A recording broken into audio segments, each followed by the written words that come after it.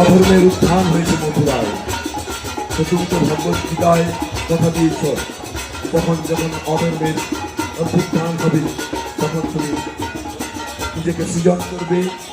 পরিত্রাণায় সাধুনাম, সেখানকার ভক্তরা সাধুদের কারাগারে বন্দী, তাদের তুমি সেখান থেকে উদ্ধার করো। তখন ভগবান অগ্রের সঙ্গে শ্রীধাম মথুরাকে ফিরে যান। কিন্তু মথুরায় তার মন করে থাকে বৃন্দাবনে।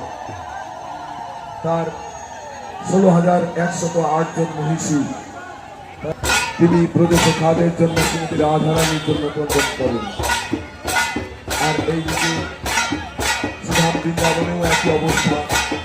কৃষ্ণ বিরহে ব্রজবাসীদের প্রায় নিকটপ্রায় অবস্থা। তারা যখন বারবার কৃষ্ণ তাদের প্রতিজ্ঞা করবে, যখন কৃষ্ণ ফিরে আসছে না, তারা খবর পেলেন যে সিদ্ধ গ্রহণের দিন কুরুক্ষেত্রে জগন্নাথ বলদেব সুভদ্রা মহারানী, কৃষ্ণ বলরাম সুভদ্রা তারা সূর্য স্নানে আসবেন। ব্রজবাসীরা সেই খবর পেয়ে সবাই মিলে সেখানে চলে এলেন এবং স্নানের পর তারা আর কোনো চিন্তা না করে জগন্নাথ বলদেব সুভদ্রা মহারানী যে রথ ছিল সেটি টানতে টানতে ব্রজধামের দিকে নিয়ে আসলেন। এই হচ্ছে এই রথযাত্রার মূল ভাব।